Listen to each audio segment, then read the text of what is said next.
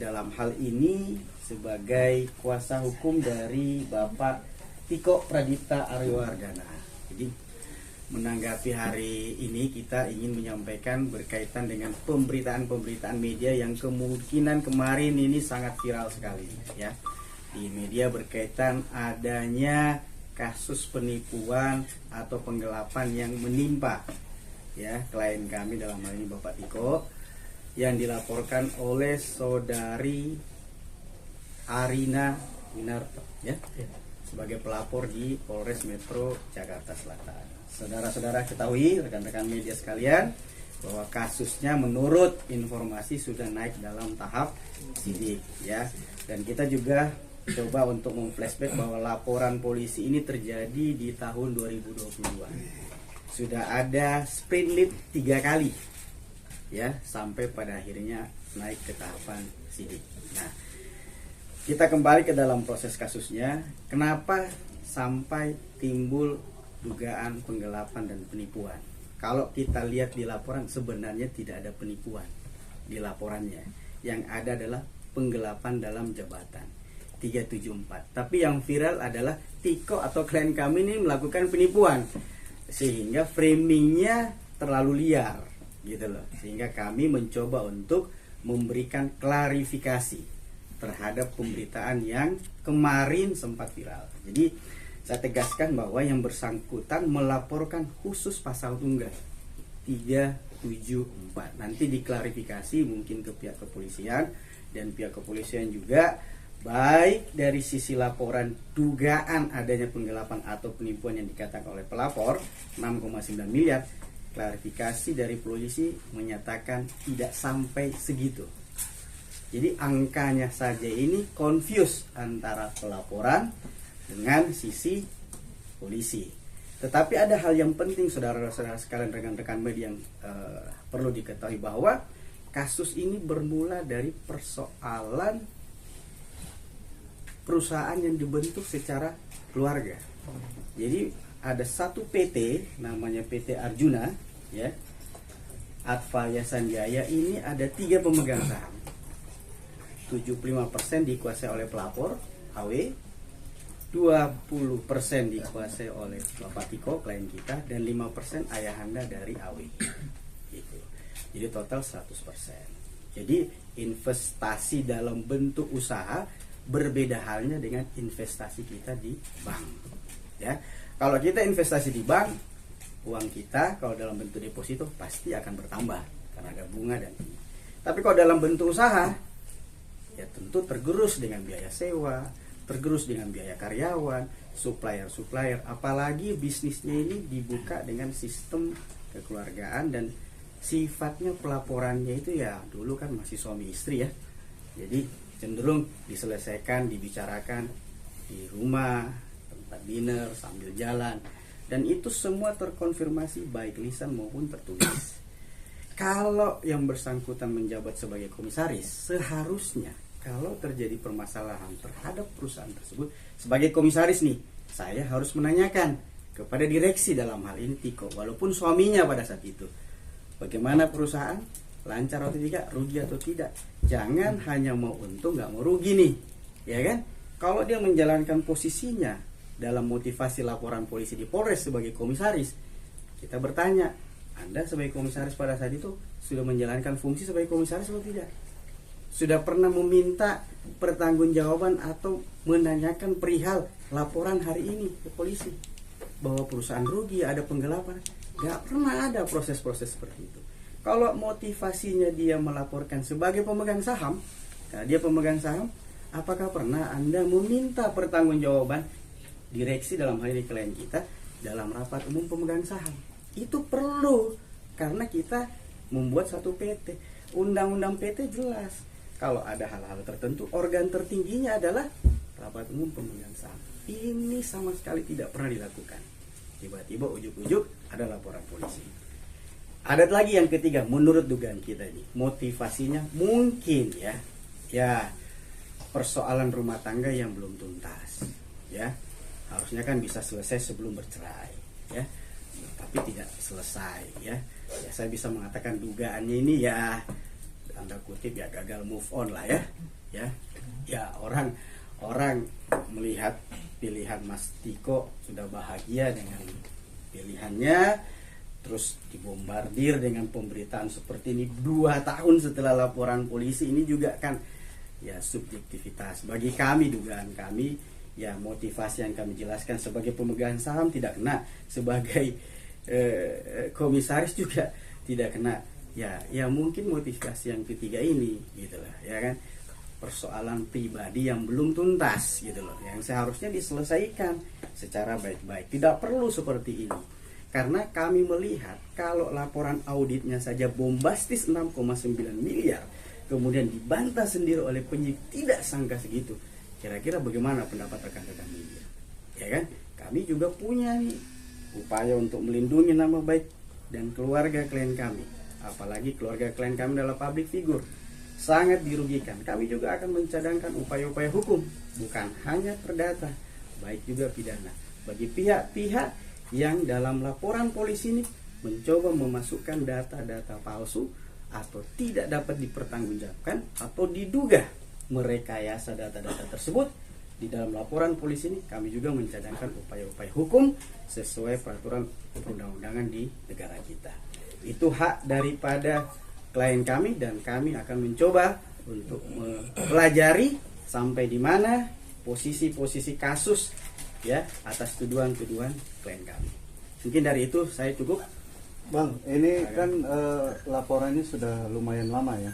Ya. Apakah Mas Tiko sudah ada pemanggilan atau pemeriksaan? Dalam proses lidik dikonfirmasi sudah ada pemeriksaan terhadap yang bersangkutan. Tetapi bagi kami, yang kami minta sebagai lawyer hari ini adalah yuk kita expose perkara ini ya. Karena klien kami ya belum pernah diperiksa oleh akuntan yang dimaksud oleh pelapor. Harusnya kan klien kami sebagai direksi ya, kalau memang sumber datanya dari Mas Tiko, harusnya dikonfirmasi oleh akuntan publik, benar nggak data ini, valid nggak data ini, ya kan? Jangan sampai data-data siluman yang muncul ke pelapor, ke akuntan publik, dan itu disajikan seolah-olah ada kerugian. Akuntan itu bekerja mengkonfirmasi data.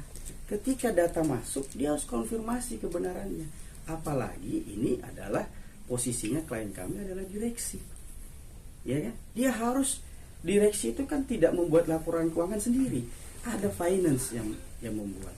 Ya, ini harus terkonfirmasi semuanya. Jadi kalau ada dari kubu pelapor mengatakan sudah ada akuntan publik, dasar pelaporannya 6,9 ini, kami mau mempertanyakan dari mana kantor akuntan publik itu. Kami lagi mau telusuri kantor akuntan publiknya ini. Dari mana data Anda yang dapatkan? Sumbernya jelas atau tidak? Apakah Anda pernah mengkonfirmasi klien kita bahwa data itu? Kalau seorang komisaris kemudian membuat laporan keuangan, apakah itu bisa dipertanggungjawabkan? Fungsi tugasnya sebagai komisaris tidak seperti itu di perusahaan, ya kan? Yang membuat operasional itu berjalan adalah direksi. Direksi mempertanggungjawabkan pekerjaannya melalui rapat umum pemegang saham. Komisaris harus mengawasi pekerjaan direksi, apa itu semua berjalan. Sekarang kan kami dituntut oleh kubu pelapor seolah-olah perusahaan ini harus berjalan profesional, benar nggak? Ya kan, ada penggelapan segala macam. Kami juga akan menuntut mana proses-proses yang selama ini harusnya ditegakkan. Rapat umum pemegang saham belum ada. Hak pembelaan seorang direksi itu ada di rapat umum pemegang saham, belum pernah ada. Jadi ini persoalan perusahaan, persoalan yang belum tuntas antara mantan suami dan mantan istri karena bikin perusahaan bersama ya, kemudian dibawa ke ranah seolah-olah ini adalah kasus penipuan penggelapan personal. Berbeda konstruksi pidana 372 dan 374. Kalau 372 itu personality penggelapannya, tapi kalau penggelapan dalam jabatan benar-benar harus hati-hati karena konstruksinya dalam jabatan nih. Harus diadili dulu lewat rapat umum pemegang saham. Dan perusahaan ini sampai sekarang existing sebagai badan hukum di Dirjen AHU. Belum pernah dibubarkan, likuidasi, belum pernah ada pernyataan PKPU atau pilot. Jadi sampai saat ini perusahaan ini masih eksis. Komisarisnya masih pelapor, direksinya masih klien kami, pemegang sahamnya masih mertuanya, mantan mertuanya Mas Tiko gitu. Jadi jangan upaya-upaya ini hari ini baru dibombastiskan. Kan kalau bukan hari ini istrinya public figure, boleh nggak berita ini? Nggak mungkin juga, gitu loh. Bener nggak? Ya kan? Siapa sih Mas Tiko? Ya kan? Kalau bukan istrinya public figure, ya nggak mungkin juga sih. Dan 2 tahun ini rentetannya, kenapa nggak dibombastis di 2022? Ya kan, ini pertanyaan gitu. Kenapa harus sekarang? Ya. Nah, perbedaan audit antara pelapor dengan polisi sendiri ini sudah jadi confuse. Jalan tengahnya kita audit bareng deh. Di sini punya audit sendiri polisi. Ya kan, juga pertanyaan juga apakah polisi bisa ngaudit gitu ya. Ya benar nggak? Ya kan? Ya, itu saya percaya dengan pihak kepolisian proses ini akan berjalan netral. Ya, permintaan kami sudah juga menyurat kepada Polda Metro. Ya, kami tembuskan ke Barreskrim untuk minta gelar perkara terbuka. Ya. Kita minta proses ini karena sudah diketahui oleh publik, ya. Kita menjadi konsumsi publik, jadi kita minta juga pengawasannya dari rekan-rekan media bahwa perkara ini kita jangan sampai menzolimi, ya. Ada persoalan yang seharusnya masih ranahnya itu persoalan private, perdata, tapi kemudian dibawa ke ranah pidana. Dan sekali lagi saya berharap kepada teman-teman media untuk mengawal kasus ini, membuka siapa sebenarnya yang beritikat baik dan siapa yang sebenarnya beritikat buruk. Kita mau menyelesaikan perkara ini. Kita mau supaya perkara ini terang benderang. Tetapi sesuai dengan koridor hukum yang berlaku, hak-hak klien kami juga ada. Kami mencadangkan semua perlindungan terhadap klien kami. Kami minta pihak kepolisian, yuk kita ekspos terbuka. Ekspos dan gelar perkara itu suatu hal yang biasa dalam Mabes Polri atau Polda Metro Jaya apabila memang ada kasus yang memang seperti ini. Dan menurut jurisprudensi, ya, kasus-kasus yang berkaitan dengan 374 kalau tidak ditunjuk audit independen yang ditunjuk oleh masing-masing pihak berdasarkan hasil rapat umum pemegang saham, agak sulit sebenarnya maju karena tindakannya subjektivitas. Ya kan? Kalau itu agendanya auditnya berdasarkan keputusan rapat umum pemegang saham, kan itu harus dibayar bersama. Berapa porsi jumlah saham yang ada di PT itu, kemudian kita bagi bersama, bertanggung jawab, bayar audit independen. Itu baru independen. Tapi kalau salah satu pihak yang mengaudit tanpa restu atau persetujuan dari rapat umum pemegang saham, saya pikir itu adalah audit yang bisa kita kesampingkan. Terbukti kan antara polisi dan pelapor sendiri angkanya sudah beda. Nah, kalau sudah beda begitu, yuk kita buka dulu dong. Kita bikin lagi satu audit yang sifatnya betul-betul independen, baik dari sisi polisi yang disetujui, baik dari rapat pemegang saham maupun dari pelapor dan terlapor. Udah, yuk kita duduk bareng-bareng. Gitu. Baru kita buka. Datanya bisa kita verifikasi. Apakah memang ada penggunaan dari Mas Tiko? Karena pada masa itu, ini kan hubungan masih suami istri. Kalau misalnya terdapat uang yang dipakai kemudian untuk biaya hidup, kan kita nggak tahu juga. Apakah itu menjadi pidana? Coba, pertanyaannya kan seperti itu.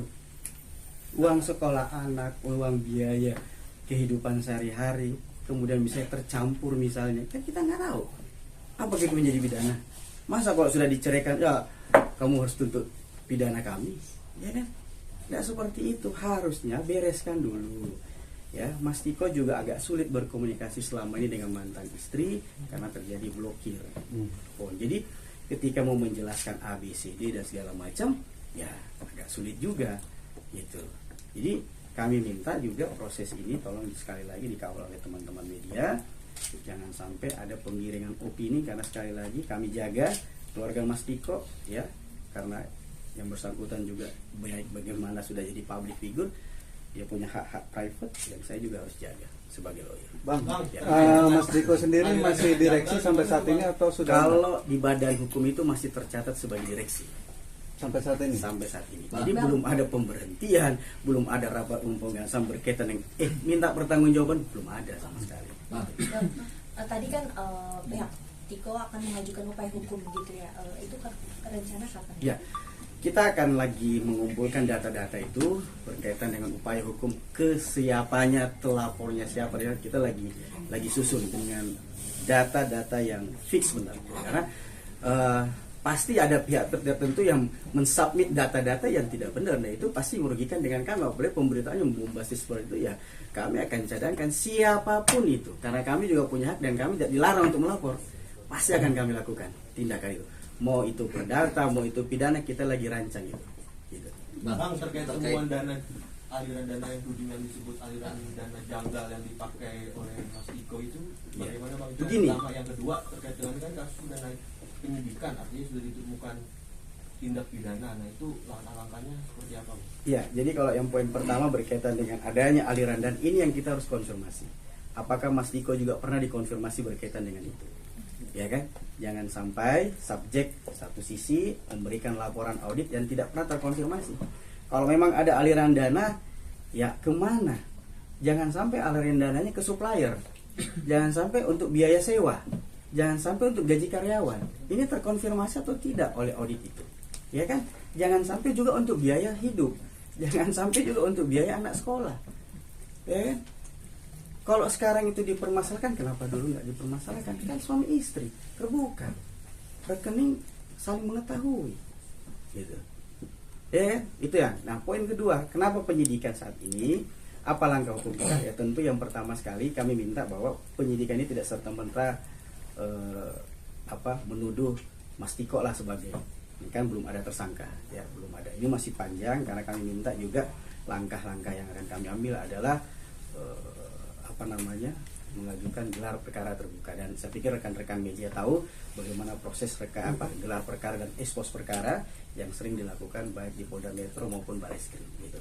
Karena ini sifatnya Polres Metro, tentu kami minta digelar di Polda Metro karena wilayah dari Polda Metro Jaya gitu.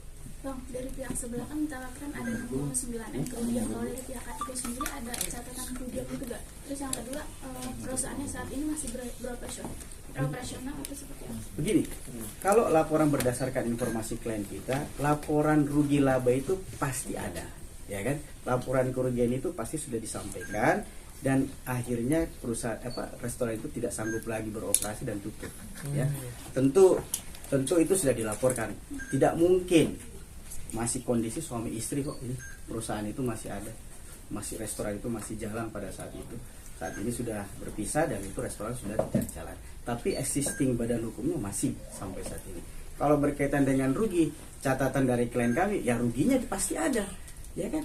Karena memang namanya restoran itu tidak semudah, kalau ya restoran kayak kaki lima mungkin ya segmennya gampang dihitung ya, tapi kan restoran yang middle up, jadi agak sulit untuk berkompetisi dengan restoran-restoran lainnya. Jadi butuh mungkin waktu 5 tahun, butuh 10 tahun untuk eksis, ya.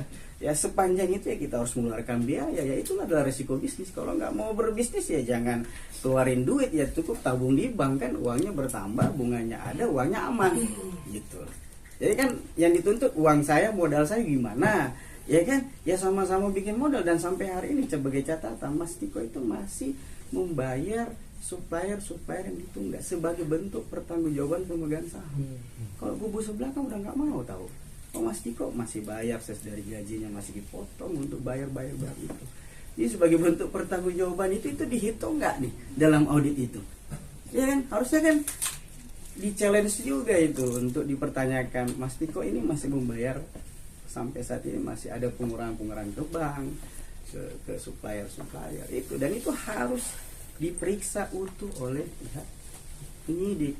Ya, itu harapan kami, semoga penyidik juga bisa mendengar bahwa harapan kami satu lagi sebagai bahan masukan untuk membuat gelar perkara secara terbuka, biar semua dibuka. Kita semalah senang kalau perkara ini dibuka.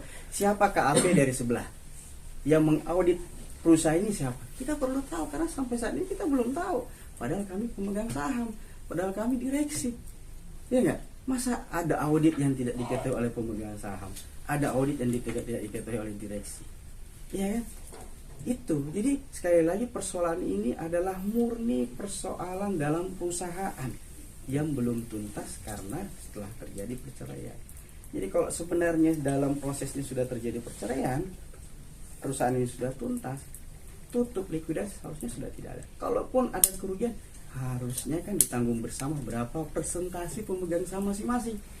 Kalau untung kan dapat dividen sesuai dengan jumlah saham. Kalau rugi perusahaan itu, ya memang harus bertanggung jawab. Suka nggak suka, harus bertanggung jawab. Jumlah sahamnya berapa, harus bertanggung jawab. Jangan mau untung, nggak mau rugi, nggak bisa. Bikin bisnis nggak bisa, bos. Ya kan? Kira-kira itu. Bang Irfan, ini kan kalau kita baca konstruksinya adalah petunjuk awalnya dari audit eksternal. Iya. Dan pernyataan dari Kasat sendiri sudah memanggil klien Mas Irfan. Artinya bahwa itu sudah terkonfirmasi mengenai audit itu. Ya, petunjuk itulah yang akhirnya menjadikan perkara ini naik. Nah, pertanyaannya adalah apakah betul itu tidak terkonfirmasi ke Mas Irfan? Tidak terkonfirmasi. Saya sampaikan bahwa audit yang disampaikan oleh pelapor ya kepada maupun yang diajukan oleh pihak kepolisian belum pernah ada pemeriksaan kepada, menurut informasi klien kami ya. Oke. Belum ada konfirmasi berkaitan dengan angka. Kalau di dalam BAP agak sulit, bos. Gimana? Karena kan data kita tidak punya nih, Oke. ya kan? Semuanya ada di pelapor, ya kan? Kami juga minta datanya kita buka bareng-bareng, nggak apa-apa. Apakah itu ada cap basah dari Tiko, apakah itu hanya semacam Excel laporan biasa? Ini kan juga kalau akuntan itu kan harus mengolah data. Iya. Apakah ini data mentah atau data yang memang sudah dapat variabelnya bisa dipertanggungjawabkan?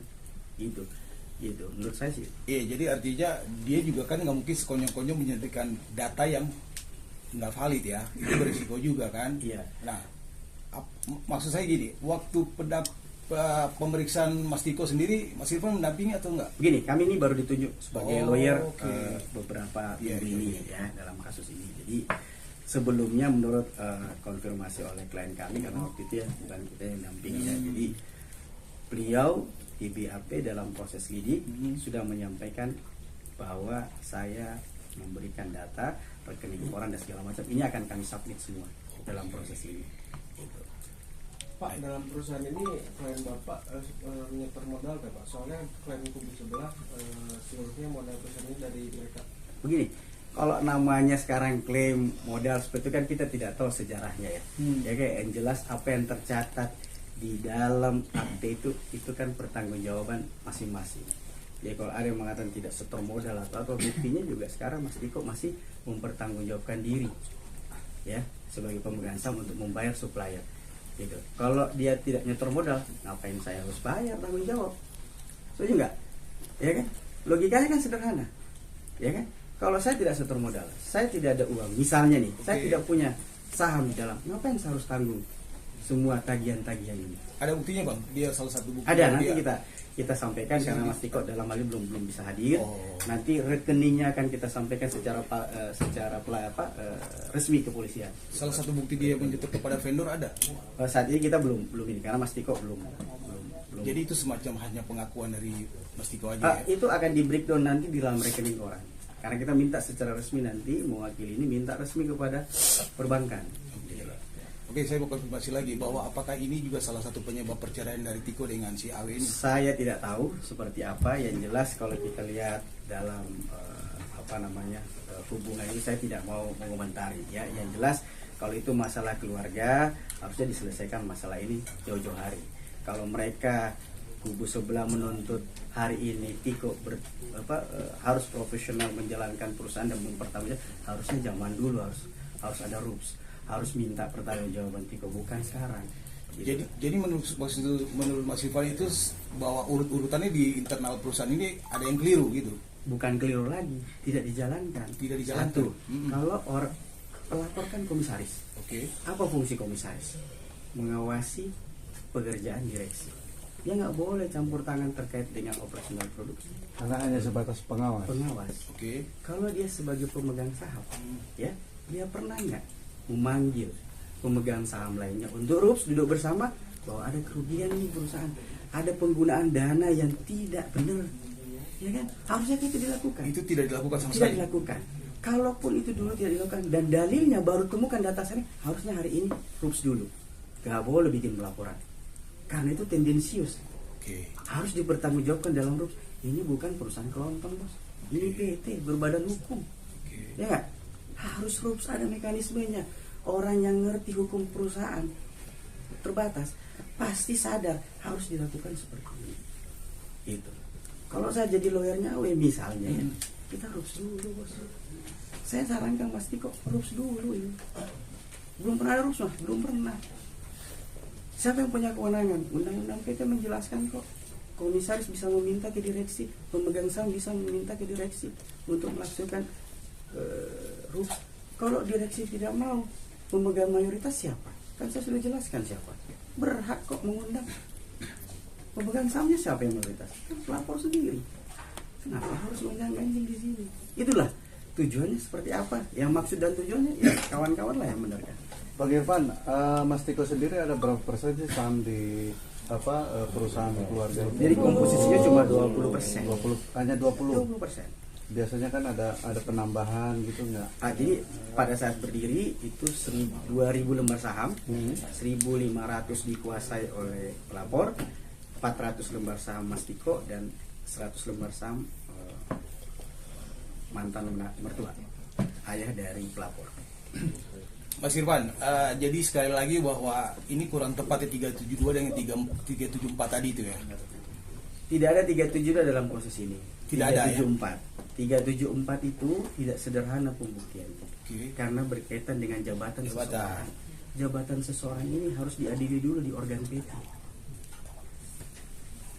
Oke, itu yang organ PT, kekuasaan tertingginya PT itu adalah di rapat umum pemegang saham. Belum ada mekanisme ini. Jadi kami anggap pelaporan ini prematur. Jadi kami minta penyidik betul-betul tidak melihat posisi ini hanya sekedar A, B, dan C, tapi harus menyandingkan dengan undang-undang PT. Mekanisme PT harus ada terlebih dahulu, dijalankan terlebih dahulu. Kalau tidak ada, prematur Mas.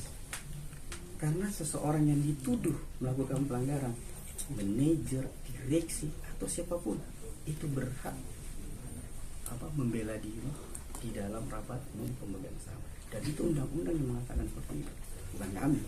Itu dilakukan atau tidak? Belum. Gitu loh. Tiba-tiba ada audit eksternal. Dari mana audit eksternal ini? Siapa yang menunjuk? Kalau ditunjuk oleh pribadi, nggak bisa. Nggak bisa. Harus ditunjuk oleh rapat umum pemegang saham karena dicurigai ada penyalahgunaan dana. Gitu. Jadi asas yang ini ada undang-undang PT nih, kita harus hormati di sini. Kecuali bukan PT, kalau bukan PT undang-undang lain kita pakai. Tapi ini kan PT. Mas Tiko mencoba untuk menjadi direksi yang baik, menjadi pemegang saham yang bertanggung jawab. Ya, kenapa dari sisi sebelah kok mengabaikan hal-hal ini? Menurut informasi karena perusahaan itu sudah dinyatakan valid 2019. Tidak ada apa ini, silahkan dicek. Sampai saat ini perusahaan itu masih eksis. Masih eksis. Tercatat sebagai badan hukum di Direktorat Jenderal Administrasi Hukum Umum. Tercatat aja, tapi operasional sudah tidak ya. Operasional tidak. Sudah tutup permanen maksud saya gitu. Ya, ini kan sebenarnya harus dirups. Mau ditutup itu, ya, atau tidak, itu rapat umum pemegang saham. Dulu kita membentuk perusahaan kan kita berkumpul nih, buat akte.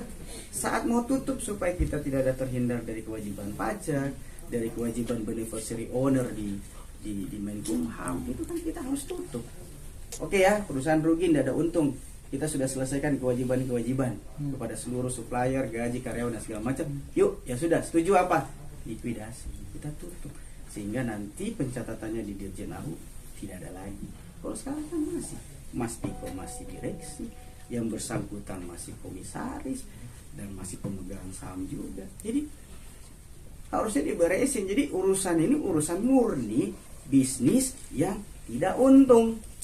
Tapi seolah-olah dikemas sebagai penggelapan, penipuan dan segala macam. Ini yang salah kaprah. Bukan, itu artinya itu pernyataan dari pihak kepolisian yang menyatakan bahwa sesuai dengan hasil pemeriksaan itu dugaannya gitu loh. Iya. Bukan opini yang kita bangun. Ya, saya menghormati pihak kepolisian. Oke. Sebagai lawyer, kami hari ini juga meminta, yuk kita gelar perkara dan ekspos perkara. Oke. Bukan barang haram gelar perkara di Mabes Polri maupun Polda Metro Jaya. Untuk mencari keadilan yang sesungguhnya. Keadilan material bukan hanya sekedar keadilan formil. Itu pidana sebenarnya. Jadi kita harus cari benar-benar keadilan dan fakta material. Kalau sekedar formil ada auditnya, ada hitung-hitungannya, selesai. Pidana tidak seperti itu. Kita harus menegakkan hukum materialnya. Kalau memang seandainya itu sudah dilakukan dan dinyatakan memang cukup 2 alat bukti dan Mas Tiko ini memang dinyatakan ke arah situ, langkahnya seperti apa? Ada upaya-upaya hukum tentu ya. Tentu yang kami akan lakukan ya sesuai dengan peraturan perundang-undangan dan dijamin oleh hukum di negara kita, ya mungkin saja ya mengarah ke peradilan. Tetapi sebelum itu terjadi, kami minta sekali lagi ekspos perkara. Ekspos perkara, dan saya minta teman-teman media menggaungkan ini ekspos perkara, supaya jangan ada penggiringan opini. Kalau bukan public figure istrinya, mau nggak ini perkara seperti ini? Nggak mungkin juga, bos. Ya kan, gitu. Ya kan. Ya, kita lihat juga berapa sih nilai yang dilaporkan, berapa sih, jangan sampai cuma selisih jauh gitu loh. Beritanya bombastis, yang ditemukan polisi kan belum buka nih berapa nih. Ya kan? Ada selisih kemarin pengakuannya. Selisihnya jauh atau sedikit? Iya, bukan konteks bahwa jauh, tapi kan tetap ada perselisih, ada kedugaan curiga itu tadi. Tapi polisi juga saya harap nih bahwa konstruksi 374 itu tidak sederhana itu, bos. Ini bukan perseorangan yang menggelapkan uang orang, ini berkaitan dengan modal bisnis yang ada dalam PT. Jadi mekanisme undang-undang perseorangan terbatas itu harus dikedepankan, baru hukum yang lain. Ini kan lex spesialis, bos. Undang-undang PT ini lex spesialis, asas hukum lex spesialis, derogat legi general, mengalahkan hukum yang lebih umum. Pidana ini kan umum. Ini harus kita kedepankan. Asas hukum itu dimanapun kita belajar hukum, ketika ada persoalan hukum, kembali ke asas. Simple. Gitu. Oke, Bang, kalau begitu kapan itu akan muncul dan menjelaskan hal ini? Ada waktunya nanti kita ini, karena mungkin ada rencana dari Polda Metro kan, Polres Metro Jakarta Selatan akan melakukan pemanggilan sebagai saksi kan. Iya. Jadi kita tunggu sambil juga kita menunggu panggilan itu. Ya, kita juga mengumpulkan data-data fakta dan permintaan kami untuk gelar perkara kita sudah sampaikan di 27 Mei. Ya, nanti suratnya akan kita sampaikan, silahkan difoto, tetapi belum ada respon. Hari ini juga kita sampaikan kepada Polda Metro. Bang, kan tadi disinggung soal indikasi gagal move on. Itu indikasi kuatnya apa, Bang? Terus responnya istri sekarang gimana, Bang?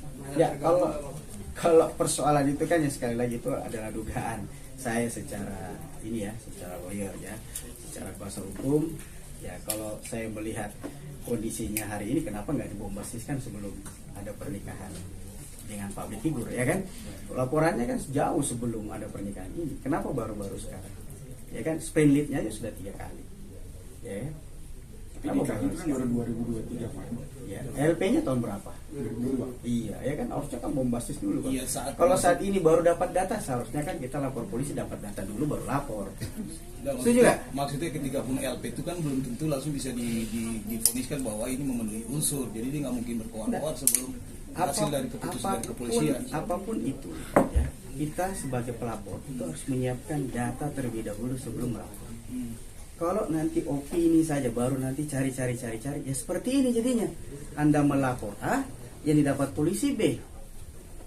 Nah sekarang kalau A B seperti ini, ya kita harus cari dong posisi yang benarnya yang mana, ya kan? Harusnya pelaporan itu simetris dengan temuan polisi, tapi kan tidak. Nah sekarang karena sudah naik penyidikan, ya kita gelar perkara dong, kita buka, ya kan? Toh juga konferensi pers kemarin bukan dari polisi yang minta. Iya kan? Siapa duluan yang membuka pelaporan? Ya, ya kan? Beda dong kalau polisi yang memanggil teman-teman sekalian kan. Ini kan konfirmasi. Ada berita yang sudah bombastis kemudian dikonfirmasi ke pihak kepolisian. Kan beda konteks. Gitu loh. Ya kan? Itu saya sebetulnya, Bang, gitu. Ya, Bang. Ya, Tapi kan? kan ini perkara, maksudnya pelaporannya dari 2022 gitu. Iya. Sampai 2024 mencuat lagi, masuk ke sidik gitu kan. Di 2022 itu kan pasti Tiko udah tahu juga ada pelaporan itu. Sudah. Mungkin ada upaya apa sih, Bang, sebelumnya itu? Maksudnya kayak musyawarah kah, ngobrol, Sudah mencoba mungkin seperti mengobrol, apa, tapi Bang? kan ada pemblokiran. Tiko tidak bisa menemui anak-anaknya, ya. Padahal di akte percayaan itu punya hak untuk sebagai ayam, ya kan. Tapi nafkah jalan terus. Nafkah kepada anak tetap sebagai ayah ya harus bertanggung jawab. Jadi yang disampaikan oleh Mas pertanyaannya, ya tetap ada komunikasi, mencoba pasti kok, tapi kan terhalangi. Ada filter yang tidak bisa ditembus, gitu, ya kan? mungkin melalui lawyer juga mungkin dulu Mas Tiko untuk menembus Sudah itu, Pak? mencoba karena waktu itu ada Mas Tiko ketika disomasi berkaitan dengan pelaporan ini ya, itu sudah ketemu dengan lawyer, kemudian lawyernya tidak dipakai lagi oleh kubu sebelah ya. Lawyer yang mensomasi Mas Tiko itu sudah ganti juga. ya diganti juga gitu loh, saya rasa 2-3 kali lah ya kan. Jadi cerita ini kan baru nyambung lagi sekarang gitu loh gitu. Jadi sprintlitnya sudah berubah ya. Kalau konstruksi hukum sih kami masih yakin bahwa kalau memang posisi pelaporan ini didudukkan pada posisi yang netral ya, pasti kami bisa memberikan fakta dan argumentasi hukum ya bahwa ini persoalan perusahaan yang belum tuntas diselesaikan oleh RUPS gitu, dan terlalu prematur untuk dijadikan sebagai bahan laporan polisi. Itu sih. Jadi yang lain silakan. Jadi abang ditunjuk terhitung kapan? Kita ditunjuk sekitar 2 minggu yang lalu ya. Oh, 2 Ya, minggu. 2 minggu yang lalu. Surat kuasanya boleh kan? Boleh.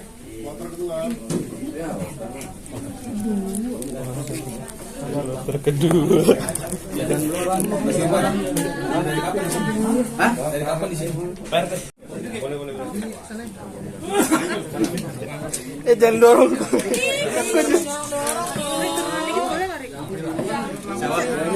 Bang. Sini dikit ya, Bang.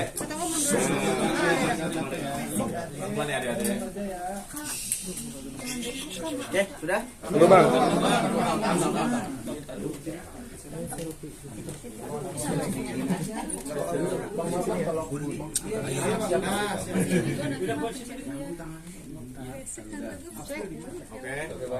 Tunggu. Oke. Halo kameramen, standby. Ready? Jangan tinggi-tinggi ya. Aman. Roll. Action. Yuk. Bang, Oke Bang, izin Bang. madep Mungkin depan, dari Bang. Madep depan, Bang. polisi. Satu. Bentar. Ya, saya ikut komando kawan-kawan aja. Roll. Action.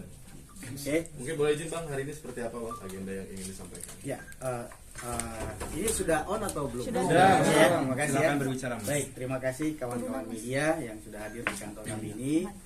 Atas nama Agasar Lokom, saya Irfan Agasar, rekan saya Pak Priyadi Esa dan Pak Gradi Mutakin. Dalam hal ini sebagai kuasa hukum dari Bapak Tiko Pradipta Aryawardana. Jadi menanggapi hari ini kita ingin menyampaikan berkaitan dengan pemberitaan-pemberitaan media yang kemungkinan kemarin ini sangat viral sekali ya. Di media berkaitan adanya kasus penipuan atau penggelapan yang menimpa ya klien kami, dalam hal ini Bapak Tiko, yang dilaporkan oleh saudari Arina Winarto ya, sebagai pelapor di Polres Metro Jakarta Selatan. Saudara-saudara ketahui, rekan-rekan media sekalian, bahwa kasusnya menurut informasi sudah naik dalam tahap sidik ya, dan kita juga coba untuk memflashback bahwa laporan polisi ini terjadi di tahun 2022. Sudah ada sprintlit 3 kali ya, sampai pada akhirnya naik ke tahapan sidik. Nah, kita kembali ke dalam proses kasusnya. Kenapa sampai timbul dugaan penggelapan dan penipuan? Kalau kita lihat di laporan, sebenarnya tidak ada penipuan di laporannya. Yang ada adalah penggelapan dalam jabatan 374. Tapi yang viral adalah Tiko atau klien kami ini melakukan penipuan, sehingga framingnya terlalu liar gitu loh. Sehingga kami mencoba untuk memberikan klarifikasi terhadap pemberitaan yang kemarin sempat viral. Jadi saya tegaskan bahwa yang bersangkutan melaporkan khusus pasal tunggal 374. Nanti diklarifikasi mungkin ke pihak kepolisian, dan pihak kepolisian juga baik dari sisi laporan dugaan adanya penggelapan atau penipuan yang dikatakan oleh pelapor 6,9 miliar, klarifikasi dari polisi menyatakan tidak sampai segitu. Jadi angkanya saja ini confuse antara pelaporan dengan sisi polisi. Tetapi ada hal yang penting saudara-saudara sekalian, rekan-rekan media, yang perlu diketahui bahwa kasus ini bermula dari persoalan perusahaan yang dibentuk secara keluarga. Jadi ada satu PT namanya PT Arjuna ya, Adva Sanjaya ini ada 3 pemegang saham. 75% dikuasai oleh pelapor AW, 20% dikuasai oleh Bapak Tiko klien kita, dan 5% ayahanda dari AW. Gitu. Jadi total 100%. Jadi investasi dalam bentuk usaha berbeda halnya dengan investasi kita di bank. Ya, kalau kita investasi di bank, uang kita kalau dalam bentuk deposito pasti akan bertambah karena ada bunga dan ini. Tapi kalau dalam bentuk usaha, ya tentu tergerus dengan biaya sewa, tergerus dengan biaya karyawan, supplier, apalagi bisnisnya ini dibuka dengan sistem kekeluargaan dan sifatnya pelaporannya itu ya dulu kan masih suami istri ya. Jadi cenderung diselesaikan, dibicarakan di rumah, tempat dinner, sambil jalan, dan itu semua terkonfirmasi baik lisan maupun tertulis. Kalau yang bersangkutan menjabat sebagai komisaris, seharusnya kalau terjadi permasalahan terhadap perusahaan tersebut, sebagai komisaris nih, saya harus menanyakan kepada direksi, dalam hal ini Tiko, walaupun suaminya pada saat itu, bagaimana perusahaan, lancar atau tidak, rugi atau tidak. Jangan hanya mau untung, nggak mau rugi nih, ya kan? Kalau dia menjalankan posisinya dalam motivasi laporan polisi di Polres sebagai komisaris, kita bertanya, Anda sebagai komisaris pada saat itu sudah menjalankan fungsi sebagai komisaris atau tidak? Sudah pernah meminta pertanggungjawaban atau menanyakan perihal laporan hari ini ke polisi bahwa perusahaan rugi, ada penggelapan? Gak pernah ada proses-proses seperti itu. Kalau motivasinya dia melaporkan sebagai pemegang saham, nah dia pemegang saham, apakah pernah Anda meminta pertanggungjawaban direksi, dalam hal ini klien kita, dalam rapat umum pemegang saham? Itu perlu, karena kita membuat satu PT. Undang-undang PT jelas, kalau ada hal-hal tertentu, organ tertingginya adalah rapat umum pemegang saham. Ini sama sekali tidak pernah dilakukan. Tiba-tiba ujuk-ujuk ada laporan polisi. Ada lagi yang ketiga, menurut dugaan kita ini, motivasinya mungkin ya persoalan rumah tangga yang belum tuntas, ya. Harusnya kan bisa selesai sebelum bercerai, ya. Tapi tidak selesai, ya. Ya saya bisa mengatakan dugaannya ini ya, tanda kutip ya, gagal move on lah ya. Ya orang melihat pilihan Mas Tiko sudah bahagia dengan pilihannya, terus dibombardir dengan pemberitaan seperti ini 2 tahun setelah laporan polisi. Ini juga kan ya subjektivitas bagi kami, dugaan kami, ya motivasi yang kami jelaskan sebagai pemegang saham tidak kena, sebagai komisaris juga tidak kena. Ya mungkin motivasi yang ketiga ini gitulah, ya kan, persoalan pribadi yang belum tuntas gitu loh, yang seharusnya diselesaikan secara baik-baik. Tidak perlu seperti ini, karena kami melihat kalau laporan auditnya saja bombastis 6,9 miliar, kemudian dibantah sendiri oleh penyidik tidak sangka segitu. Kira-kira bagaimana pendapat rekan-rekan media?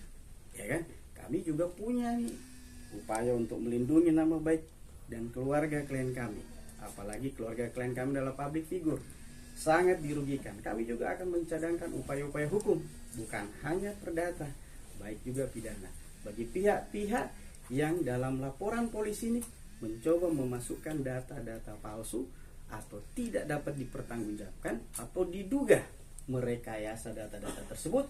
Di dalam laporan polisi ini kami juga mencadangkan upaya-upaya hukum sesuai peraturan perundang-undangan di negara kita. Itu hak daripada klien kami, dan kami akan mencoba untuk mempelajari sampai di mana posisi-posisi kasus ya atas tuduhan-tuduhan klien kami. Mungkin dari itu saya cukup. Bang, ini kan laporannya sudah lumayan lama ya. Ya. Apakah Mas Tiko sudah ada pemanggilan atau pemeriksaan? Dalam proses lidik dikonfirmasi sudah ada pemeriksaan terhadap yang bersangkutan.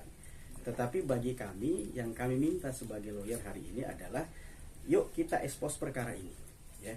Karena klien kami ya belum pernah diperiksa oleh akuntan yang dimaksud oleh pelapor. Harusnya kan klien kami sebagai direksi, ya, kalau memang sumber datanya dari Mas Tiko, harusnya dikonfirmasi oleh akuntan publik, benar nggak data ini, valid nggak data ini, ya kan? Jangan sampai data-data siluman yang muncul ke pelapor, ke akuntan publik dan itu disajikan seolah-olah ada kerugian. Akuntan itu bekerja mengkonfirmasi data. Ketika data masuk, dia harus konfirmasi kebenarannya. Apalagi ini adalah posisinya klien kami adalah direksi, ya kan? Dia harus, direksi itu kan tidak membuat laporan keuangan sendiri, ada finance yang membuat. Ya, ini harus terkonfirmasi semuanya. Jadi kalau ada dari kubu pelapor mengatakan sudah ada akuntan publik, dasar pelaporannya 6,9 ini, kami mau mempertanyakan dari mana kantor akuntan publik itu. Kami lagi mau telusuri kantor akuntan publiknya ini. Dari mana data Anda yang dapatkan? Sumbernya jelas atau tidak? Apakah Anda pernah mengkonfirmasi klien kita bahwa data itu? Kalau seorang komisaris kemudian membuat laporan keuangan, apakah itu bisa dipertanggungjawabkan? Fungsi tugasnya sebagai komisaris tidak seperti itu di perusahaan. Ya kan? Yang membuat operasional itu berjalan adalah direksi. Direksi mempertanggungjawabkan pekerjaannya melalui rapat umum pemegang saham. Komisaris harus mengawasi pekerjaan direksi. Apa itu semua berjalan? Sekarang kan kami dituntut oleh kubu pelapor seolah-olah perusahaan ini harus berjalan profesional. Benar nggak? Ya kan? Ada penggelapan segala macam. Kami juga akan menuntut mana proses-proses yang selama ini harusnya ditegakkan. Rapat umum pemegang saham belum ada. Hak pembelaan seorang direksi itu ada di rapat umum pemegang saham. Belum pernah ada. Jadi ini persoalan perusahaan, persoalan yang belum tuntas antara mantan suami dan mantan istri karena bikin perusahaan bersama, ya. Kemudian dibawa ke ranah seolah-olah ini adalah kasus penipuan penggelapan personal. Berbeda konstruksi pidana 372 dan 374. Kalau 372 itu personality penggelapannya. Tapi kalau penggelapan dalam jabatan benar-benar harus hati-hati karena konstruksinya dalam jabatan nih. Harus diadili dulu lewat rapat umum pemegang saham. Dan perusahaan ini sampai sekarang existing sebagai badan hukum di Dirjen AHU. Belum pernah dibubarkan, likuidasi, belum pernah ada pernyataan PKPU atau pilot. Jadi sampai saat ini perusahaan ini masih eksis. Komisarisnya masih pelapor, direksinya masih klien kami, pemegang sahamnya masih mertuanya, mantan mertuanya Mas Tiko gitu. Jadi jangan upaya-upaya ini hari ini baru dibombastiskan. Kan kalau bukan hari ini istrinya public figure, boleh nggak berita ini? Nggak mungkin juga, gitu loh. Benar nggak? Ya kan? Siapa sih Mas Tiko? Ya kan? Kalau bukan istrinya public figure, ya nggak mungkin juga sih. Dan 2 tahun ini rentetannya, kenapa nggak dibombastis di 2022? Ya kan ini pertanyaan gitu. Kenapa harus sekarang? Ya. Nah, perbedaan audit antara pelapor dengan polisi sendiri ini sudah jadi confuse. Jalan tengahnya kita audit bareng deh. Di sini punya audit sendiri, polisi. Ya kan juga pertanyaan juga apakah polisi bisa ngaudit gitu ya.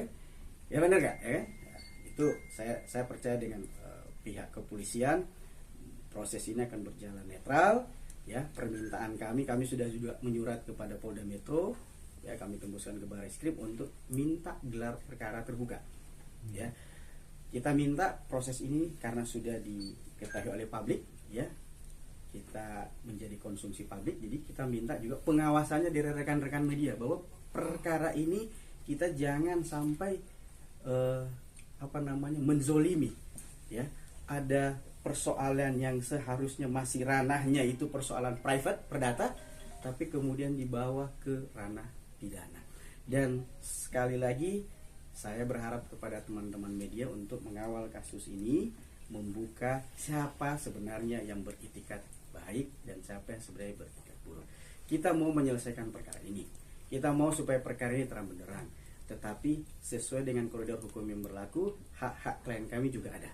Kami mencadangkan semua perlindungan terhadap klien kami. Kami minta pihak kepolisian, yuk kita ekspos terbuka. Ekspos dan gelar perkara itu suatu hal yang biasa dalam Mabes Polri atau Polda Metro Jaya apabila memang ada kasus yang memang seperti ini. Dan menurut jurisprudensi ya, kasus-kasus yang berkaitan dengan 374 kalau tidak ditunjuk audit independen yang ditunjuk oleh masing-masing pihak berdasarkan hasil rapat umum pemegang saham, agak sulit sebenarnya maju karena tindakannya subjektivitas. Ya kan? Kalau itu agendanya auditnya berdasarkan keputusan rapat umum pemegang saham, kan itu harus dibayar bersama. Berapa porsi jumlah saham yang ada di PT itu kemudian kita bagi bersama, bertanggung jawab, bayar audit independen, itu baru independen. Tapi kalau salah satu pihak yang mengaudit tanpa restu atau persetujuan dari rapat umum pemegang saham, saya pikir itu adalah audit yang bisa kita kesampingkan. Terbukti kan antara polisi dan pelapor sendiri angkanya sudah beda. Nah, kalau sudah beda begitu, yuk kita buka dulu dong.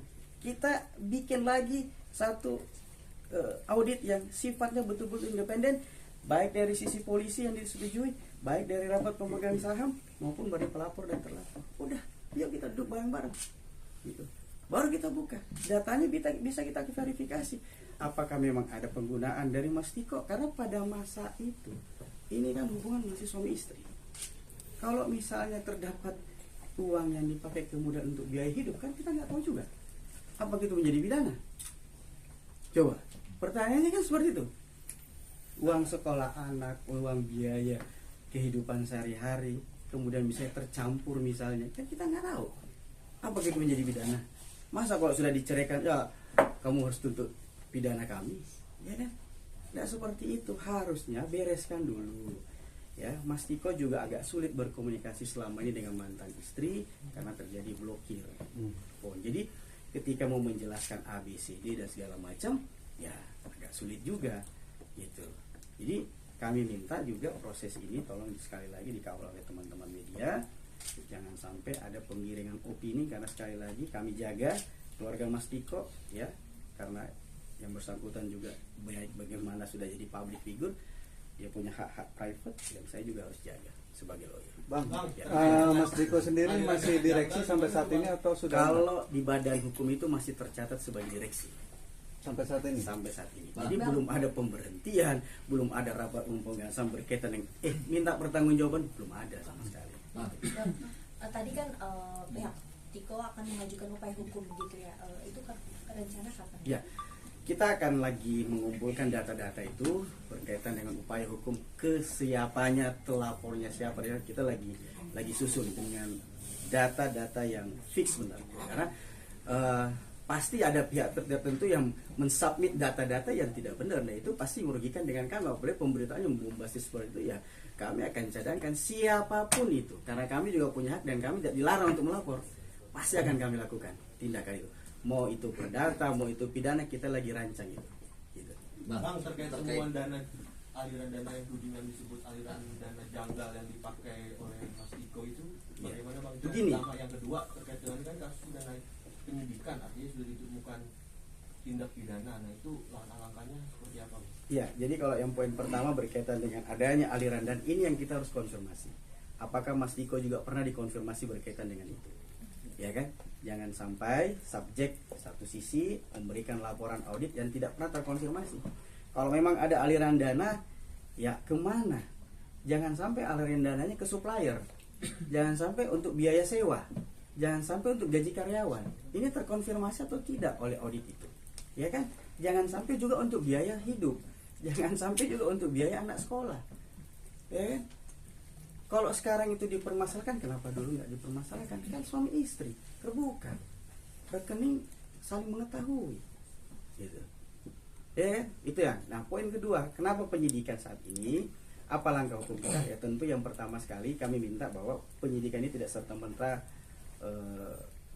menuduh Mas Tiko lah sebagai, ini kan belum ada tersangka, ya belum ada. Ini masih panjang karena kami minta juga langkah-langkah yang akan kami ambil adalah mengajukan gelar perkara terbuka, dan saya pikir rekan-rekan media tahu bagaimana proses gelar perkara dan ekspos perkara yang sering dilakukan baik di Polda Metro maupun Barreskrim gitu. Karena ini sifatnya Polres Metro, tentu kami minta digelar di Polda Metro karena wilayah dari Polda Metro Jaya gitu. Bang, dari pihak sebelah kan minta laporan ada 69 kemudian kalau dari pihak Tiko sendiri ada catatan kerugian gitu gak? Terus yang kedua, perusahaannya saat ini masih beroperasional atau seperti apa? Begini, kalau laporan berdasarkan informasi klien kita, laporan rugi laba itu pasti ada, ya kan? Laporan kerugian itu pasti sudah disampaikan dan akhirnya perusahaan restoran itu tidak sanggup lagi beroperasi dan tutup, ya. Tentu itu sudah dilaporkan. Tidak mungkin masih kondisi suami istri kok ini perusahaan itu masih ada, masih restoran itu masih jalan pada saat itu. saat ini sudah berpisah dan itu restoran sudah tidak jalan. Tapi existing badan hukumnya masih sampai saat ini. Kalau berkaitan dengan rugi, catatan dari klien kami, ya ruginya pasti ada, ya kan? Karena memang namanya restoran itu tidak semudah, kalau ya restoran kayak kaki lima mungkin ya segmennya gampang dihitung ya, tapi kan restoran yang middle up, jadi agak sulit untuk berkompetisi dengan restoran-restoran lainnya. Jadi butuh mungkin waktu 5 tahun, butuh 10 tahun untuk eksis, ya sepanjang itu ya kita harus mengeluarkan biaya, ya itulah adalah resiko bisnis. Kalau nggak mau berbisnis ya jangan keluarin duit, ya cukup tabung di bank, kan uangnya bertambah, bunganya ada, uangnya aman gitu. Jadi kan yang dituntut uang saya, modal saya gimana, ya kan? Ya sama-sama bikin modal. Dan sampai hari ini sebagai catatan, Mas Tiko itu masih membayar supplier yang ditunda sebagai bentuk pertanggungjawaban pemegang saham. Kalau kubu sebelah kan udah nggak mau tahu. Oh, Mas Tiko masih bayar ses dari gajinya, masih dipotong untuk bayar itu. Jadi sebagai bentuk pertanggungjawaban itu dihitung nggak nih dalam audit itu? Ya kan, harusnya kan di challenge juga itu untuk dipertanyakan. Mas Tiko ini masih membayar sampai saat ini, masih ada pengurangan ke bank, ke supplier itu, dan itu harus diperiksa utuh oleh pihak penyidik. Ya, itu harapan kami, semoga penyidik juga bisa mendengar, bahwa harapan kami satu lagi sebagai bahan masukan untuk membuat gelar perkara secara terbuka, biar semua dibuka. Kita malah senang kalau perkara ini dibuka. Siapa KAP dari sebelah yang mengaudit perusahaan ini, siapa? Kita perlu tahu, karena sampai saat ini kita belum tahu. Padahal kami pemegang saham, padahal kami direksi, ya nggak? Masa ada audit yang tidak diketahui oleh pemegang saham, ada audit yang tidak diketahui oleh direksi, ya kan? Itu. Jadi sekali lagi persoalan ini adalah murni persoalan dalam perusahaan yang belum tuntas karena setelah terjadi perceraian. Jadi kalau sebenarnya dalam prosesnya sudah terjadi perceraian, perusahaan ini sudah tuntas, tutup, likuidasi, harusnya sudah tidak ada. Kalaupun ada kerugian, harusnya kan ditanggung bersama berapa persentase pemegang saham masing-masing. Kalau untung kan dapat dividen sesuai dengan jumlah saham. Kalau rugi perusahaan itu, ya memang harus bertanggung jawab. Suka nggak suka, harus bertanggung jawab. Jumlah sahamnya berapa, harus bertanggung jawab. Jangan mau untung nggak mau rugi, nggak bisa. Bikin bisnis nggak bisa, bos, ya kan? Kira-kira itu. Bang Irfan, ini kan kalau kita baca konstruksinya adalah petunjuk awalnya dari audit eksternal. Yeah. Dan pernyataan dari Kasat sendiri sudah memanggil klien Bang Mas Irfan. Artinya bahwa itu sudah terkonfirmasi mengenai audit itu. Ya, petunjuk itulah yang akhirnya menjadikan perkara ini naik. Nah, pertanyaannya adalah, apakah betul itu tidak terkonfirmasi ke Mas Irfan? Tidak terkonfirmasi. Saya sampaikan bahwa audit yang disampaikan oleh pelapor ya kepada maupun yang diajukan oleh pihak kepolisian belum pernah ada pemeriksaan kepada, menurut informasi klien kami ya. Oke. Belum ada konfirmasi berkaitan dengan angka. Kalau di dalam BAP agak sulit, bos. Gimana? Karena kan data kita tidak punya nih. Oke. Ya kan? Semuanya ada di pelapor, ya kan? Kami juga minta datanya kita buka bareng-bareng, nggak apa-apa. Apakah itu ada cap basah dari Tiko, apakah itu hanya semacam Excel laporan biasa? Ini kan juga kalau akuntan itu kan harus mengolah data. Iya. Apakah ini data mentah atau data yang memang sudah dapat variabelnya bisa dipertanggungjawabkan? Gitu menurut saya sih. Iya, jadi artinya dia juga kan nggak mungkin sekonyong-konyong menyuntikkan data yang nggak valid ya, itu berisiko juga kan. Iya. Nah, maksud saya gini, waktu pemeriksaan Mas Tiko sendiri, Mas Irfan mendampingi atau enggak? Begini, kami ini baru ditunjuk sebagai lawyer okay. Beberapa Iya, minggu ini iya. ya dalam kasus ini. Jadi sebelumnya menurut konfirmasi oleh klien kami, karena waktu itu ya bukan kita yang dampingi ya, jadi beliau di BAP dalam proses lidik sudah menyampaikan bahwa saya memberikan data rekening orang dan segala macam, ini akan kami submit semua dalam proses ini. Gitu. Pak, dalam perusahaan ini klien Bapak menyetor modal nggak Pak? Soalnya klien kubu sebelah seluruhnya modal perusahaan ini dari mereka. Begini, kalau namanya sekarang klaim modal seperti itu kan kita tidak tahu sejarahnya ya. Ya kayak yang jelas apa yang tercatat di dalam akte itu kan pertanggungjawaban masing-masing. Ya kalau ada yang mengatakan tidak setor modal atau buktinya juga sekarang Mas Tiko masih mempertanggungjawabkan diri. Ya, sebagai pemegang saham untuk membayar supplier gitu. Kalau dia tidak nyetor modal, ngapain saya harus bayar tanggung jawab? Setuju nggak? Ya kan? Logikanya kan sederhana, ya kan? Kalau saya tidak setor modal, saya tidak ada uang, misalnya nih, saya tidak punya saham di dalam, ngapain saya harus tanggung semua tagihan-tagihan ini? Ada buktinya bang, dia salah satu bukti. Ada, nanti dia- kita sampaikan karena Mas Tiko dalam hal ini belum bisa hadir. Oh. Nanti rekeningnya akan kita sampaikan secara resmi ke kepolisian. Salah satu bukti dia menyetor kepada vendor ada. Saat ini kita belum ini karena Mas Tiko belum. Jadi itu semacam hanya pengakuan dari Mas Tiko aja ya. Itu akan di breakdown nanti di dalam rekening orang. Karena kita minta secara resmi nanti mewakili ini minta resmi kepada perbankan. Oke, saya mau konfirmasi lagi bahwa apakah ini juga salah satu penyebab perceraian dari Tiko dengan si Awe ini? Saya tidak tahu seperti apa. Yang jelas kalau kita lihat dalam hubungan ini saya tidak mau mengomentari ya. Yang jelas kalau itu masalah keluarga harusnya diselesaikan masalah ini jauh-jauh hari. Kalau mereka kubu sebelah menuntut hari ini Tiko harus profesional menjalankan perusahaan dan mempertanggungjawabkan, harusnya zaman dulu harus ada rules, harus minta pertanggungjawaban Tiko, bukan sekarang. Gitu. Jadi menurut Mas Irfan itu bahwa urutannya di internal perusahaan ini ada yang keliru gitu. Bukan keliru lagi, tidak dijalankan. Tidak dijalankan. Satu, kalau pelapor kan komisaris. Oke. Apa fungsi komisaris? Mengawasi pekerjaan direksi.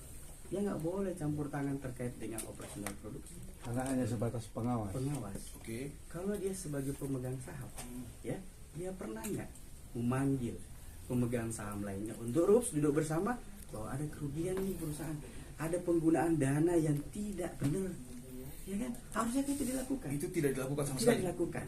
Kalaupun itu dulu tidak dilakukan dan dalilnya baru temukan data saya, harusnya hari ini rups dulu. Gak boleh bikin pelaporan. Karena itu tendensius. Oke. Harus dipertanggungjawabkan dalam rups. Ini bukan perusahaan kelontong, bos.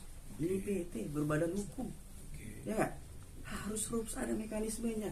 Orang yang ngerti hukum perusahaan terbatas pasti sadar harus dilakukan seperti ini. Itu.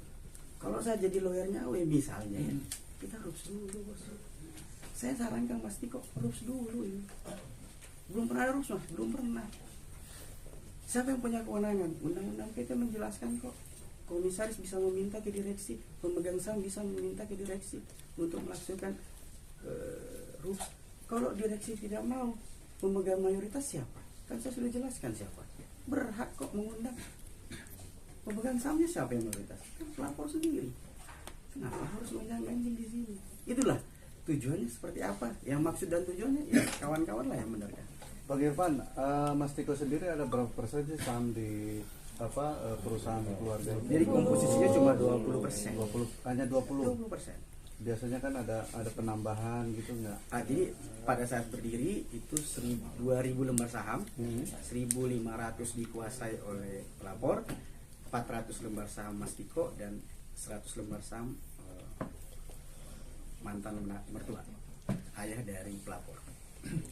Mas Irfan, jadi sekali lagi bahwa ini kurang tepat ya 372 dengan 374 tadi itu ya. Tidak ada 37 dalam proses ini. Tidak ada, ya? 374 itu tidak sederhana pembuktiannya. Oke. Karena berkaitan dengan jabatan seseorang. Jabatan seseorang ini harus diadili dulu di organ PT. Oke, itu yang organ PT, kekuasaan tertingginya PT itu adalah di rapat umum pemegang saham. Belum ada mekanisme ini. Jadi kami anggap pelaporan ini prematur. Jadi kami minta penyidik betul-betul tidak melihat posisi ini hanya sekedar A, B, dan C, tapi harus menyandingkan dengan undang-undang PT. Mekanisme PT harus ada terlebih dahulu, dijalankan terlebih dahulu. Kalau tidak ada, prematur, Mas. Karena seseorang yang dituduh melakukan pelanggaran, manajer, direksi, atau siapapun, itu berhak membela diri di dalam rapat umum pemegang saham. Dan itu undang-undang yang mengatakan seperti itu, bukan kami. Itu dilakukan atau tidak? Belum. Gitu loh. Tiba-tiba ada audit eksternal. Dari mana audit eksternal ini? Siapa yang menunjuk? Kalau ditunjuk oleh pribadi, nggak bisa. Nggak bisa. Harus ditunjuk oleh rapat umum pemegang saham karena dicurigai ada penyalahgunaan dana. Gitu. Jadi asas yang ini ada undang-undang PT nih. kita harus hormati di sini. Kecuali bukan PT, kalau bukan PT undang-undang lain kita pakai. Tapi ini kan PT. Mas Tiko mencoba untuk menjadi direksi yang baik, menjadi pemegang saham yang bertanggung jawab. Ya, kenapa dari sisi sebelah kok mengabaikan hal-hal ini?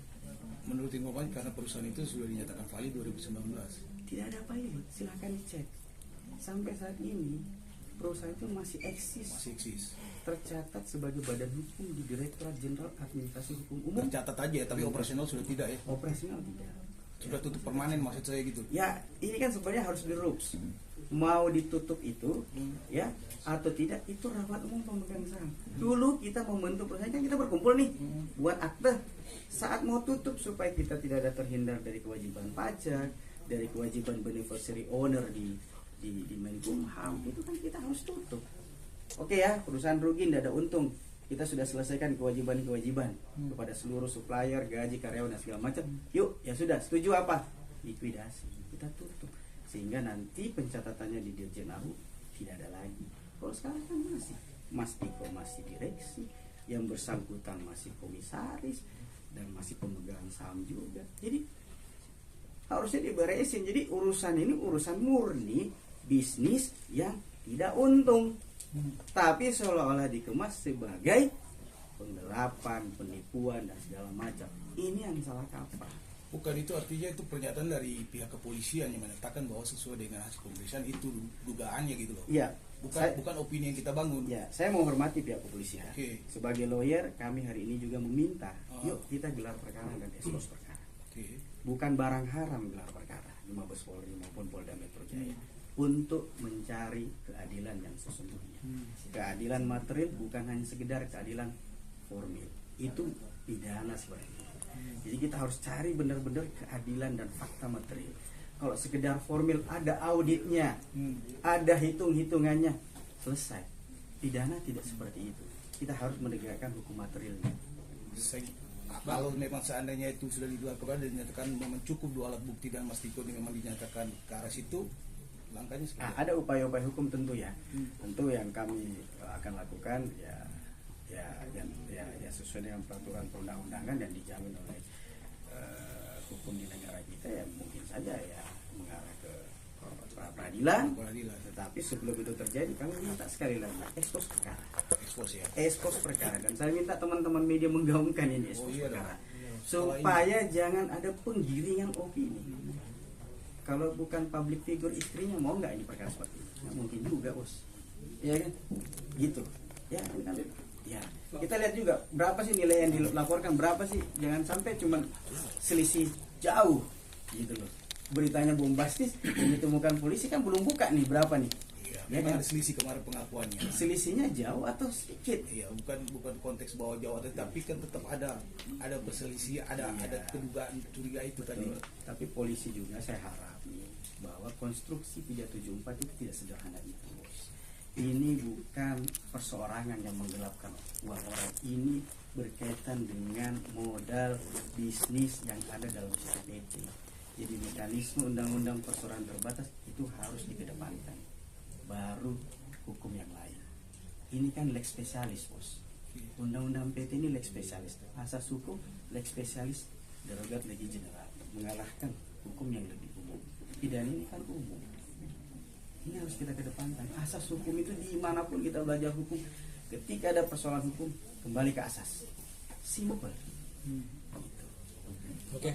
Bang, kalau begitu kapan itu akan muncul dan menjelaskan hal ini? Ada waktunya nanti kita ini, karena mungkin ada rencana dari Polda Metro kan, Polres Metro Jakarta Selatan akan melakukan pemanggilan sebagai saksi kan. Iya. Jadi kita tunggu sambil juga kita menunggu panggilan itu. Ya, kita juga mengumpulkan data-data fakta dan permintaan kami untuk gelar perkara kita sudah sampaikan di 27 Mei. Ya, nanti suratnya akan kita sampaikan, silahkan difoto, tetapi belum ada respon. Hari ini juga kita sampaikan kepada Polda Metro. Bang, kan tadi disinggung soal indikasi gagal move on. Itu indikasi kuatnya apa, Bang? Terus responnya istri sekarang bagaimana, Bang? Ya, kalau persoalan itu kan ya sekali lagi itu adalah dugaan. Saya secara ini ya, secara lawyer ya, secara kuasa hukum, ya kalau saya melihat kondisinya hari ini, kenapa nggak dibombastiskan sebelum ada pernikahan dengan public figure, ya kan? Laporannya kan jauh sebelum ada pernikahan ini, kenapa baru-baru sekarang? Ya kan, sprint lead-nya aja sudah 3 kali, ya. Tapi nikah itu kan baru 2023 Pak.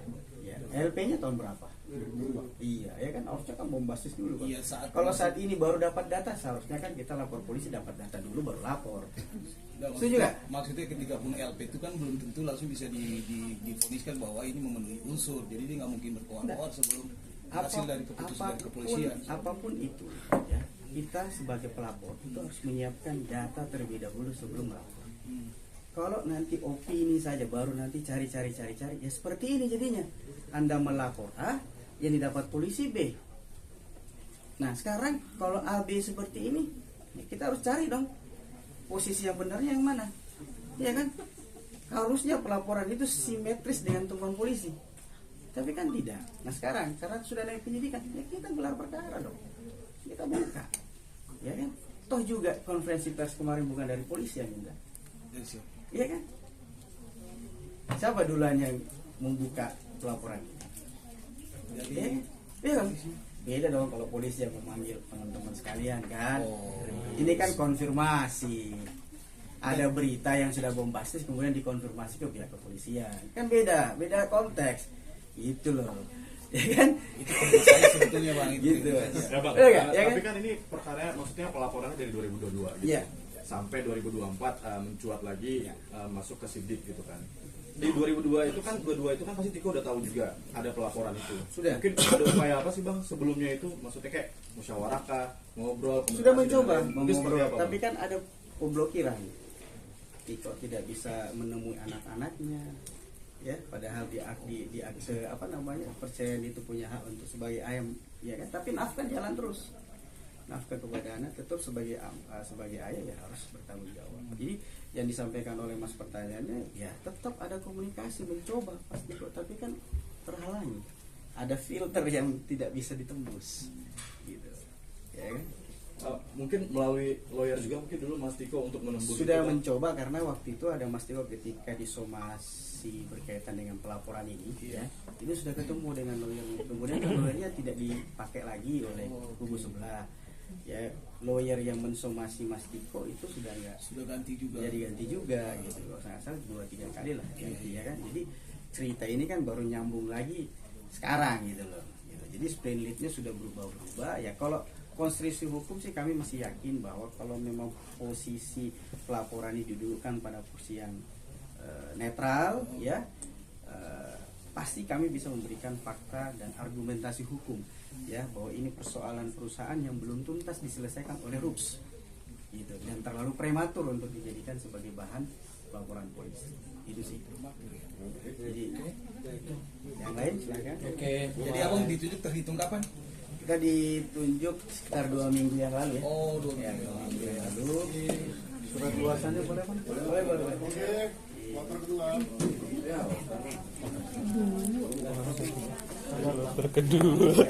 Dan lu orang Hah?